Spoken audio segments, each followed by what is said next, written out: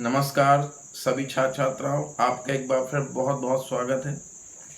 जैसा कि हम जानते हैं कि हमारी जो बैंकिंग सीरीज है जो कि अर्थव्यवस्था के अंतर्गत आती है फाइनेंशियल सिस्टम के तौर पे, तो वो हम सीरीज चला ही रहे हैं। इसके साथ ही आज एक नई सीरीज भी चलाने गए हैं कॉमर्स के अंदर।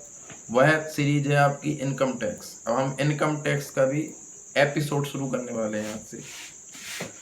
कुछ स्टूडेंट थे, उनका एक इशू था कि आवाज़ में कुछ प्रॉब्लम है, लेकिन अभी आवाज़ का कोई इशू नहीं रहेगा, आवाज़ एकदम क्लियर आएगी। अब मैं यहाँ पे बताना चाहूँगा कि जो एपिसोड मैं लेके आया हूँ, अब ये जो है अभी ये पूरा थ्योरी बेस है, पूरी थ्योरी कवर आपकी होगी अभी। और ये कहाँ कहाँ पे प्रयोग करेगा, बीकॉम के सभी स्टूडेंट्स के लिए जो इनकम टैक्स सब्जेक्ट है, अदर कोई स्ट्रीम है जो इनकम टैक्स लिए, वहाँ पे पूरी थ्योरी बेस उनको कवर होगा। नेट का जो कॉमर्स का पेपर होता है उसमें भी क्वेश्चन इससे आपको आ सकते हैं। जो कॉलेज लेक्चरशिप का पेपर होता है उससे भी कुछ क्वेश्चन आपको मिल सकते हैं।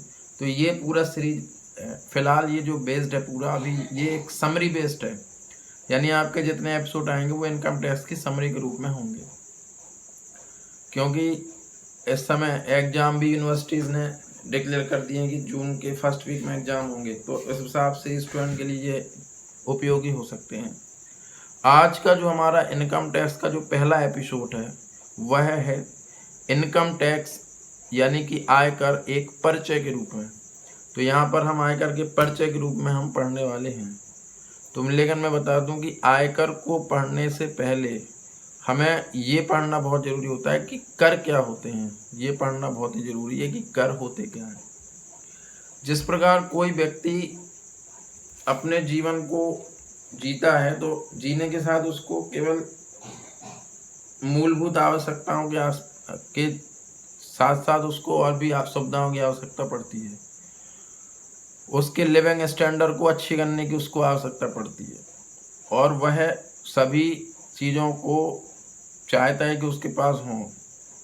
और वो उत्तरदायित्व किसका होता है, उस राष्ट्र की जो गवर्नमेंट है उसका उत्तरदायित्व होता है कि वह अपनी पॉपुलेशन, जो उस राष्ट्र की जो पॉपुलेशन है उसका पूरा ख्याल रखे और उनको पूरी सुविधाएं दे। तो जिस प्रकार एक व्यक्ति सुविधाओं को पाना चाहता है गवर्नमेंट के थ्रू, तो गवर्नमेंट भी चाहती है कि अगर हम सुविधाएं दे रहे हैं तो सुविधाएं देने के लिए गवर्नमेंट के पास भी, उसके राजकोष में भी पैसा होना चाहिए, उसके भी बजट में पैसा होना चाहिए। तो अब यहाँ पे प्रश्न उठता है कि फिर कैसे काम चलेगा। तो फिर ऐसे काम चल जाएगा कि अगर आप पॉपुलेशन को फैसिलिटीज़ दे रहे हैं तो आप पॉपुलेशन से उसके बदले में कुछ ले लीजिए, कुछ शुल्क ले लीजिए, कुछ ड्यूटी ले लीजिए, जिससे बजट भी आपका ख़राब ना हो और पॉपुलेशन को भी सुविधा पहुंचती रहे। तो यहाँ बस सिंपल सी बात यह है कि सरकार के द्वारा जनता को जो सुविधाएं दी जाती हैं, सरकार के द्वारा जनता को जो भी सुविधाएं दी जाती हैं, वो सुविधाओं के बदले में जनता से कुछ ना कुछ शुल्क जरूर वसूला जाता है। और जो शुल्क वसूला जाता है उसे ही साधारण भाषा में कर कहते हैं। यह बिल्कुल प्राचीन समय से चला रहा है, राजा महाराजाओं के टाइम से चला रहा है। पहले लगान शब्द का प्रयोग होता था, लेकिन समय बीता तो उसमें टैक्स वर्ड प्रयोग होने लग गया। मैं आपको इसी के आधार पर मैं आपको बताऊंगा हिस्ट्री ऑफ इनकम टैक्स। उस पर आपको बहुत सारा चीज़ें एक्सप्लेन कराऊंगा कि कौन सी चीज़ें स्टार्ट हुई थी स्वतंत्रता के पहले, कौन सी चीज़ें स्टार्ट हुई थी स्वतंत्रता के बाद, कौन सा एक्ट काम करता है। जैसे 1961 एक्ट काम करता है तो उसकी कैसे शुरुआत हुई, सारा कुछ इन एपिसोड के माध्यम से मैं शुरू करूँगा। दूसरी बात, जो भी स्टूडेंट्स पीसीएस लेवल की भी तैयारी कर रहे हैं या एसएससी लेवल की, तो मैं बता दूं कि अर्थव्यवस्था के अंतर्गत भी एक टॉपिक होता है कर प्रणाली, तो ये उससे भी कोरिलेट करेगा। हालांकि इनकम टैक्स पूरा उसमें नहीं आता, लेकिन कुछ पार्ट उसमें आपको हेल्प करेगा, तो उनके लिए भी ये वीडियो निश्चित तौर पर उपयोगी हो सकती है। तो ये एपिसोड मैंने आपको बताया कि टैक्स बेस्ड है इनकम टैक्स, और पूरा जो है इंट्रोडक्शन बेस्ड है, तो मैंने ये कर के रूप में बताया। अब अगला जो स्टेप आपका आता है वो आता है कि आखिर कर कितने प्रकार के होते हैं। तो मैं आपको बताना चाहूँगा कि कर जो है वो 2 प्रकार के होते हैं, प्रत्यक्ष कर और अप्रत्यक्ष कर। टैक्स दो प्रकार के होते हैं, डायरेक्ट और इनडायरेक्ट। अब प्रश्न उठता है कि सर डायरेक्ट टैक्स क्या है और इनडायरेक्ट टैक्स क्या है और इनके एग्जाम्पल्स क्या हैं। बिल्कुल उनको मैं एक्सप्लेन करने जा रहा हूँ। प्रत्यक्ष कर का मतलब सीधा सीधा होता है कि जिस व्यक्ति पर कर लगाया जाए उसी व्यक्ति से वसूला जाए, उसकी जगह पर कोई दूसरा व्यक्ति उस टैक्स को नहीं चुकाएगा। अप्रत्यक्ष कर का मतलब है, उसका मतलब है इनडायरेक्ट, उसका शब्द ही है इनडायरेक्ट। इनडायरेक्ट टैक्स मतलब कि जिस व्यक्ति पे लगा जाए वह उसको इम्पोज कर सकता है, किसी दूसरे व्यक्ति पे डाल सकता है और कोई दूसरा व्यक्ति उसको चुका सकता है या चुकाएगा। यानी कि जिस व्यक्ति पे लगाया जाता है वो न चुकाए, कोई दूसरा व्यक्ति चुकाता है, उसको इनडायरेक्ट टैक्स कहते हैं। एग्जाम्पल तौर में बता दूं, डायरेक्ट टैक्स में जो एग्जाम्पल हैं वो ये हैं कि जैसे इनकम टैक्स हो गया, वेल्थ टैक्स हो गया, ये सारे एग्जाम्पल किसके हैं? डायरेक्ट टैक्स के। यानी डायरेक्ट टैक्स के अंतर्गत आते हैं इनकम टैक्स और वेल्थ टैक्स। इनडायरेक्ट टैक्स के अंतर्गत अभी फिलहाल जीएसटी आपको याद रखना है, जीएसटी आता है। जीएसटी के पहले जो चीज़ें थी वो ये थी, जैसे कस्टम ड्यूटी हो गई, आपकी एक्साइज ड्यूटी हो गई, सर्विस टैक्सेस हो गए, वैट हो गए, सेल्स टैक्स हो गए, वैल्यू एडेड टैक्स, सैनवेट वगैरह, ये सब इनडायरेक्ट टैक्स हैं। तो इनडायरेक्ट टैक्स के बारे में अभी हमें नहीं पढ़ना है, इसलिए ज़्यादा दिमाग उस तरफ नहीं रखने की ज़रूरत है, क्योंकि एक साथ आप दो चीज़ें करेंगे तो निश्चित तौर पे दिमाग आपका डिस्टर्ब होगा। अभी हम लोग फोकस करने वाले हैं डायरेक्ट टैक्स के अंडर में इनकम टैक्स, यानी जो इनकम टैक्स है वो डायरेक्ट टैक्स का हिस्सा है, तो हम इनकम टैक्स पढ़ने वाले हैं। अब प्रश्न उठता है कि भाई इनकम टैक्स क्या है। अब इनकम टैक्स ही पढ़ रहे थे तो इनकम टैक्स क्या है प्रश्न उठता है। तो इनकम टैक्स क्या है उसके बारे में बता दूं मैं कि आयकर का जो अर्थ है वो दो अर्थों में है इसका, आय प्लस कर, दो शब्दों से मिलकर आय प्लस कर, अर्थात आय पर लगने वाला कर आयकर कहलाता है। यानी कि जो व्यक्ति इनकम कमाता है उस इनकम पे जो टैक्स देता है, इनकम पे देने वाला टैक्स इनकम टैक्स कहलाता है। सीधी सिंपल सी बात है, अर्थात आय पे लगने वाला कर आयकर कहलाता है। जो नई वीडियो देख रहे हैं, फर्स्ट टाइम देख रहे हैं, मैं उनको बता दूं कि अनुज सक्सेना के द्वारा ये जो है प्रेजेंट किया जा रहा है आपको, और पूरी कोशिश मैं कर रहा हूँ कि जो मेरे अनुभव हैं टीचिंग के, जो मैंने अचीव किया है उसके साथ आपको अच्छा मटेरियल दे पाऊँ। मैंने नेट क्वालिफाई किया है कॉमर्स से, वो आपको अपना अनुभव में साझा करता रहूँगा और निश्चित तौर पे आपकी हेल्प करूँगा। तो हम लोग पढ़ रहे थे आयकर के बारे में। अब आयकर कुछ उसकी परिभाषा जो है वो कुछ बिंदुओं से होके पूरी होती है। जैसे यह एक प्रत्यक्ष कर है। कैसा कर है? प्रत्यक्ष। तो प्रत्यक्ष वार्षिक कर है। पहली बात, प्रत्यक्ष वार्षिक कर मतलब डायरेक्ट एनुअल टैक्स है, मतलब कि ये साल में एक बार देना होता है बस। एनुअल टैक्स है इसलिए साल में एक बार देना होता है और जो इनकम कमाता है वही देता है। दूसरी बात, गत वर्ष के अर्जित आय पर या प्राप्त आय पर लगता है। अब यहाँ पे प्रश्न उठता है कि भाई गत वर्ष का क्या मतलब है। मैं यहाँ पे बताना चाहूँगा कि फाइनेंशियल ईयर के हिसाब से टैक्स लगता है। जैसे ये चल रही है अब की 2020-21, 1 अप्रैल 2020 से 31 मार्च 2021, ये आपकी फाइनेंशियल ईयर चल रही है, असेसमेंट ईयर चल रही है, यानी कि कर निर्धारण वर्ष चल रही है। इसके पहले जो वर्ष होगा यानी कि 2019-20, तो 1 अप्रैल 2019 से 31 मार्च 2020, वो आपका गत वर्ष कहलाएगा। तो गत वर्ष में जो आप कमाते हैं वो टैक्स आप नेक्स्ट ईयर पे करते हो, यानी कि कर निर्धारण वर्ष में। यानी जिस व्यक्ति ने 2019-20 में कमाया होगा वो 2020-21 में पे करेगा एज अ टैक्स, यानी इनकम टैक्स पे करेगा। ठीक, ये महत्वपूर्ण बात इसके अंदर हो गई। सेकंड चीज क्या आती है? वो ये आती है कि चालू कर निर्धारण वर्ष होता है। टैक्स चुकाने, इनकम कब कमाना है? इनकम कमाना है गत वर्ष में, लेकिन कर कब चुकाना है? कर चुकाना है आपका चालू वर्ष में, यानी कि करंट ईयर में। अगली चीज आती है कि आयकर की दरें। नेक्स्ट जो पॉइंट इस परिभाषा में आता है वो क्या आता है, आयकर की दरें निश्चित। जब हम टैक्स इम्पोज करते हैं, टैक्स लगाते हैं, तो टैक्स लगाने के लिए कुछ रेट्स होती हैं। जैसे आपको 2.5 लाख तक कुछ नहीं देना है, फिर उसके बाद 5% पे करना पड़ेगा, फिर 10% पे करना पड़ेगा, फिर 20 या 30 जो भी रेट है। फिलहाल तो यहाँ पे रेट जो चल रही है आज की डेट में ये है कि 5%, 20%, 30%, ठीक है। तो इस तरह से रेट्स चल रही हैं।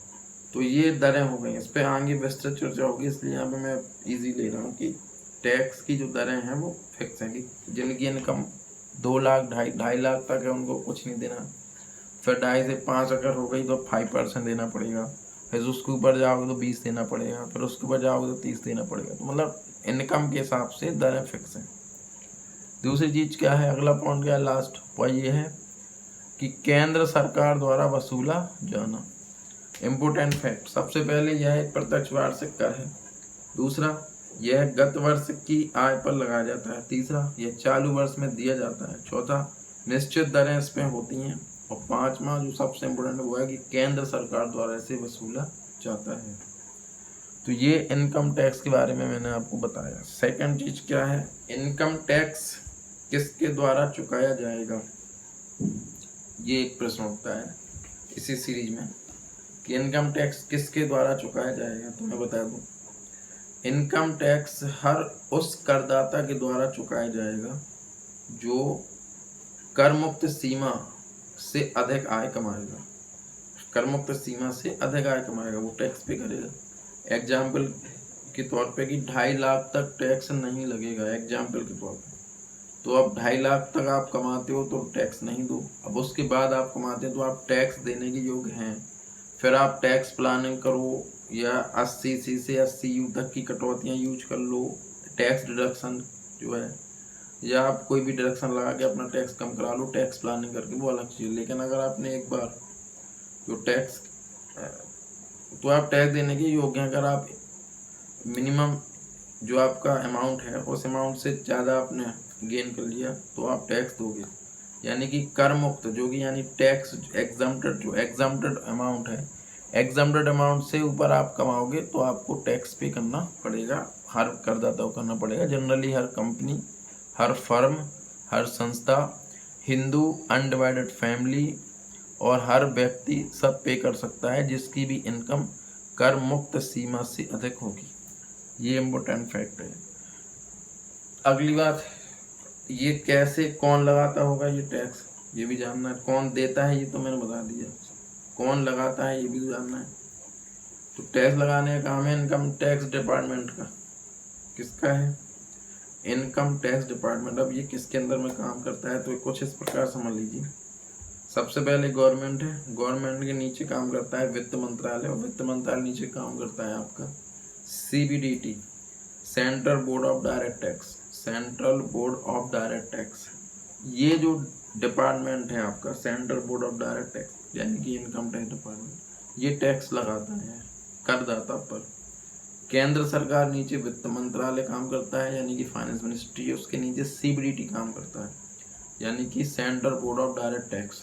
ठीक, तो ये जो है इम्पोर्टेंट फैक्ट था, वो लिख लेना, आप समझ लेना। ठीक, नेक्स्ट जो पॉइंट आपका आता है वो आता है कि कौन कौन से इसके फीचर हैं।